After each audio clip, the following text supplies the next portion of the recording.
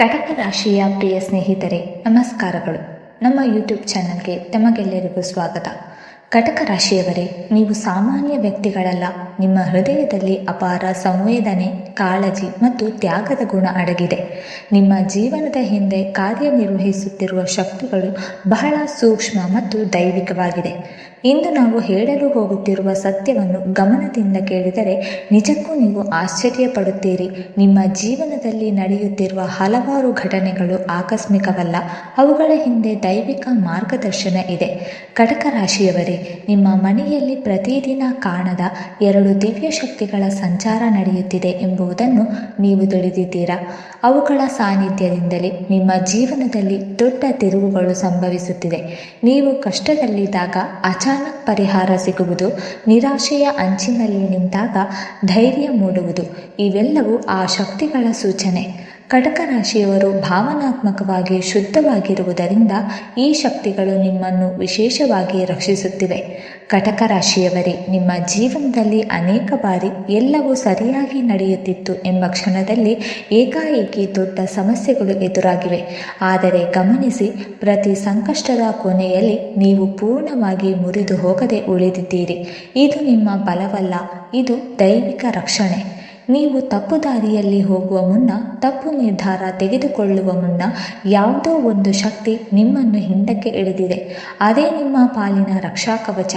ಕಟಕ ರಾಶಿಯವರೇ, ನಿಮ್ಮ ಮೃದುವಾದ ಹೃದಯ, ಕಾಳಜಿಯ ಸ್ವಭಾವ ಮತ್ತು ಕುಟುಂಬ ಪ್ರೇಮ ಎಲ್ಲರಿಗೂ ಇಷ್ಟವಾಗುವುದಿಲ್ಲ. ನಿಮ್ಮ ಒಳ್ಳೆಯತನವನ್ನು ದುರ್ಬಲತೆ ಎಂದು ಭಾವಿಸುವವರು ನಿಮ್ಮ ಸುತ್ತಲೂ ಇರಬಹುದು. ಕೆಲವರು ಒಳಗೊಳಗೆ ನಿಮ್ಮ ಮೇಲೆ ಅಸೂಯೆ, ಕೆಟ್ಟ ದೃಷ್ಟಿ ಅಥವಾ ನಕಾರಾತ್ಮಕ ಚಿಂತನೆ ಇಟ್ಟುಕೊಂಡಿರುವ ಸಾಧ್ಯತೆಯೂ ಇದೆ.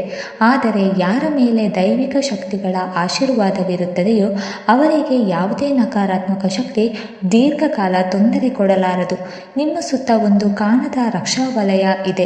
ಕಟಕ ರಾಶಿಯವರೇ, ಮುಂದೆ ಬರುತ್ತಿರುವ ಕೆಲ ದಿನಗಳು ನಿಮ್ಮ ಜೀವನದಲ್ಲಿ ಅತ್ಯಂತ ಮಹತ್ವದ ಸೂಚನೆಗಳನ್ನು ನೀಡಲಿವೆ. ಹೊಸ ಅವಕಾಶ, ಕುಟುಂಬಕ್ಕೆ ಸಂಬಂಧಿಸಿದ ಶುಭ ಸುದ್ದಿ, ಕೆಲಸದಲ್ಲಿ ಬದಲಾವಣೆ ಅಥವಾ ಹಣಕಾಸಿನ ಲಾಭದ ಸೂಚನೆ ಕಾಣಿಸಿಕೊಳ್ಳಬಹುದು.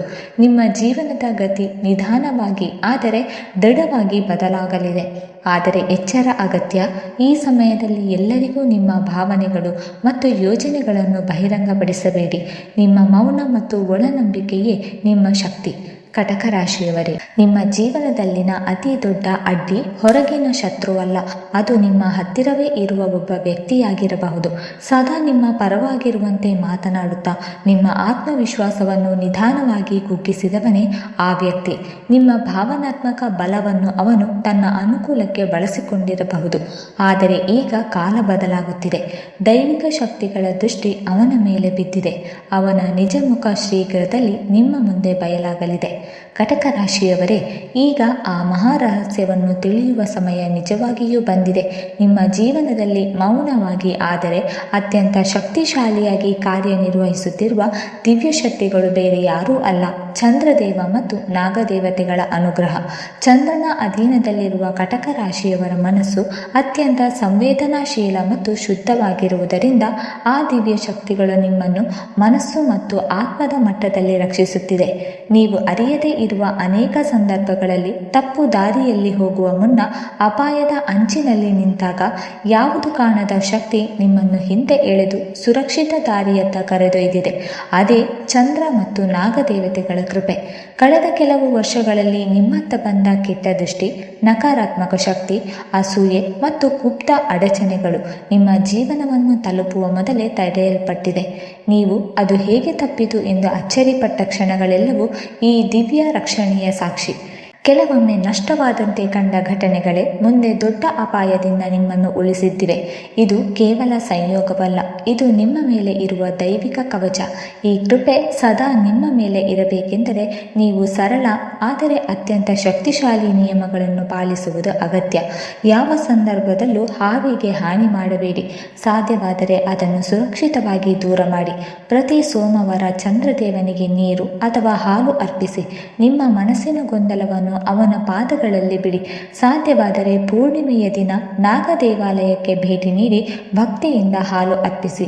ಮತ್ತು ಮೌನವಾಗಿ ನಿಮ್ಮ ಕೃತಜ್ಞತೆಯನ್ನು ವ್ಯಕ್ತಪಡಿಸಿ.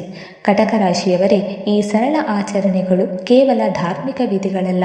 ಇವು ನಿಮ್ಮ ಮನಸ್ಸನ್ನು ಶಾಂತಗೊಳಿಸಿ ಭಾವನಾತ್ಮಕ ಭಾರವನ್ನು ಕಡಿಮೆ ಮಾಡಿ ನಿಮ್ಮ ಭಾಗ್ಯ ಮತ್ತು ಒಳಶಕ್ತಿಯನ್ನು ಇನ್ನಷ್ಟು ಬಲಪಡಿಸುವ ದೈವಿಕ ಸೇತುವೆಗಳಾಗಿದೆ. ನೀವು ಈ ಮಾರ್ಗವನ್ನು ನಂಬಿಕೆಯಿಂದ ಅನುಸರಿಸಿದರೆ ಮುಂದಿನ ದಿನಗಳಲ್ಲಿ ನಿಮ್ಮ ಜೀವನದಲ್ಲಿ ಸ್ಥಿರತೆ, ಗೌರವ ಮತ್ತು ಅಂತರಂಗದ ಸಂತೋಷ ಸ್ವಯಂವಾಗಿ ನಿಮ್ಮತ್ತ ಬರುತ್ತದೆ. ವೀಕ್ಷಕರೇ, ಈ ಮಾಹಿತಿ ನಿಮಗೆ ಇಷ್ಟವಾಗಿದ್ದರೆ ದಯವಿಟ್ಟು ಲೈಕ್ ಮಾಡಿ, ಶೇರ್ ಮಾಡಿ ಮತ್ತು ಕಮೆಂಟ್ ಮಾಡಿ. ಹಾಗೆ ಮುಂದಿನ ವಿಡಿಯೋಸ್ಗಳಿಗಾಗಿ ನಮ್ಮ ಚಾನಲನ್ನು ಸಬ್ಸ್ಕ್ರೈಬ್ ಮಾಡಿಕೊಳ್ಳಿ. ಧನ್ಯವಾದಗಳು.